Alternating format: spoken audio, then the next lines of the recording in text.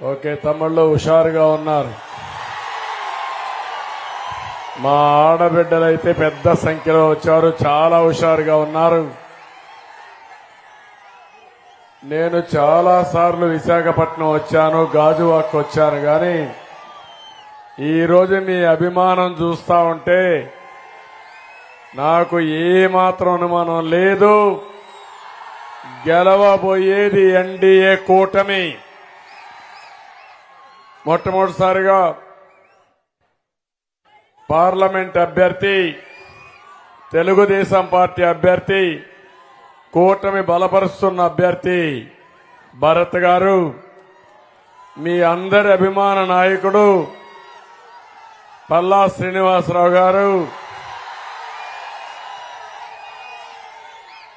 ఏదైనా పట్టుకుంటే పట్టు వదలని విక్రమార్కుడుగా పోరాడుతున్నటువంటి పల్లా శ్రీనివాస్ గారు ఇక్కడిని ఈయన అడ్డం ఉన్నాడు, అన్ని విషయాల్లో ప్రభుత్వాన్ని విమర్శిస్తున్నాడని ఆయన కట్టిన కాంప్లెక్స్ కూలిస్తే పర్వాలేదు, నష్టం వచ్చినా సరే ఎనిక్కి బోనని దూసుకొని మీకోసం పోరాడుతున్నటువంటి పల్లా శ్రీనివాస్ గారు ఇక్కడ ఎమ్మెల్యే అభ్యర్థి. ఆయన వంతు మీకోసం పోరాడాడు. ఇప్పుడు మీ వంతు వచ్చింది. అఖండ మెజారిటీతో గెలిపిస్తామని మీరందరూ కూడా గట్టిగా చప్పట్లు కొట్టి మరొక్కసారి అభినందించాలి. అదే మరిగా ఇక్కడ నాకు ప్రాణ సమానమైన తెలుగుదేశం పార్టీ కుటుంబ సభ్యులందరికీ ఎన్ని ఇబ్బందులు పెట్టినా శుక్రవారం ప్రొక్లైన్ రెడీగా ఉన్నా మీ ఇల్లు కూల్చేయడానికి, నా ఇల్లు పోయినా రోడ్డు మీద ఉంటా, నా షాపును కూల్చినా పర్వాలేదు, ప్రజాస్వామ్య పరిరక్షణ ఉద్యమంగా చేసుకుని 5 ఏళ్లు రాజీ లేని పోరాటం చేసిన నా ప్రాణ సమానమైన కుటుంబ సభ్యులందరికీ భరత్ కూడా ఇంత మునిపే చెప్పాడు. కడాన ఒక బ్రహ్మాండమైన ఇన్స్టిట్యూషన్ అది గీతం యూనివర్సిటీ. రాష్ట్రంలోని ప్రతి ఒక్కరూ మెచ్చుకున్న యూనివర్సిటీ. ఇక్కడ చదువుకుని దేశ విదేశాల్లో ఉద్యోగాలు చేస్తున్నారు. అలాంటి యూనివర్సిటీలో బిల్డింగ్లు కొట్టేసిన దుర్మార్గుడు ఈ జగన్మోహన్ రెడ్డి అని చెప్పి నేను మీకు తెలియజేస్తున్నా. అదే మరి ఇక్కడ జన సైనికులను చూస్తున్నా ఎంతో ఉత్సాహంగా ఉన్నారు. జనసేనాని కూడా పవన్ కళ్యాణ్ గారు అయితే ఎప్పుడూ రాష్ట్రం అని ఆలోచించే వ్యక్తి, రాష్ట్ర భవిష్యత్తు కోసం పోరాడే వ్యక్తి పవన్ కళ్యాణ్ గారు. అందరికంటే ముందు బయట వచ్చాడు, ఒకే మాట చెప్పాడు, ప్రభుత్వ వ్యతిరేక ఓటు చీలడానికి వీలు లేదు, ఈ రాష్ట్రాన్ని వైసీపీ విముక్త రాష్ట్రంగా తయారు చేయడం చాలా అవసరమని చెప్పిన నాయకుడు, బాధ్యతతో ప్రవర్తించిన నాయకుడు పవన్ కళ్యాణ్ గారని చెప్పి నేను మీకు తెలియజేస్తున్నా. ఆ పార్టీ ప్రతినిధి అయిన కోన తాతారావు గారు, ఇక్కడున్న జన సైనికులను చూస్తున్నా నేను.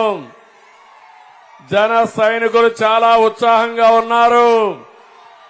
అలాంటి జన సైనికులందరినీ మరొక్కసారి అభినందిస్తున్నా.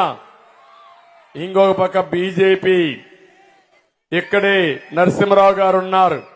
ముందరంతా బీజేపీ కార్యకర్తలు, నాయకులున్నారు. ఈ దేశాన్ని ప్రపంచ పటంలో గుర్తింపు తెచ్చిన నాయకుడు నరేంద్ర మోడీ గారని చెప్పి నేను మీకు తెలియజేస్తున్నా. అంతేకాదు 2047కి ఒక విజన్ తయారు చేసి ప్రపంచంలో అగ్రస్థానంలో భారతదేశాన్ని పెట్టాలని, భారతీయులంటే ప్రపంచంలో ఏంటో చాటి చెప్పిన ఏకైక నాయకుడు నరేంద్ర మోడీ గారు. ఆయన తరపున బీజేపీ నాయకులు, కార్యకర్తలు ఇక్కడున్నారు. మేమందరం ఒకటి అయ్యామంటే ఇక్కడుండే ప్రజానీకం మీరు ఆలోచించాలి. ఒక కూటమిగా మీ దగ్గరకు వచ్చాం. మా ఆలోచన ఒకటి, ప్రజలు గెలవాలి, రాష్ట్రం నిలబడాలి. దీనికి మేమందరం కూడా ఒకటై మీ దగ్గరకు వచ్చాం. మావి 3 అజెండాలు, కానీ అజెండా ఒకటే. ఆ అజెండా సంక్షేమం, అభివృద్ధి, ప్రజాస్వామ్య పరిరక్షణ ధ్యేయంగా మేము మీ ముందరకు వచ్చామని చెప్పి కూడా నేను మీకు తెలియజేస్తున్నా. ఇప్పటికే నేను ప్రజాగణంలో 34 మీటింగ్లు పెట్టి 35వ మీటింగ్ గాజువాక్ వచ్చాను. మీ ఉత్సాహం చూస్తున్నా. ఇక్కడే కాదు, ఎక్కడ పోయినా కూడా 1 సైడ్ ఎలక్షన్స్ ఉన్నాయి.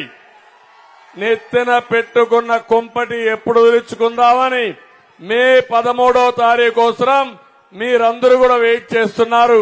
ఒకటే హామీ ఇస్తున్నా, రాబోయేది ఎన్డీఏ ప్రభుత్వమే. ఈ రాష్ట్రంలో జగన్మోహన్ రెడ్డి ఇంటికి మీ భవిష్యత్తు మాత్రం ఉజ్వల భవిష్యత్తుగా తయారు చేసే బాధ్యత మాది.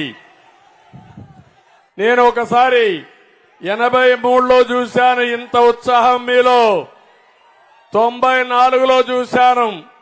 ఈ రోజు 2024లో అంతటి ఉత్సాహం చూస్తున్నా, ప్రభుత్వం పైన కూడా అంత వ్యతిరేకత చూస్తున్నా.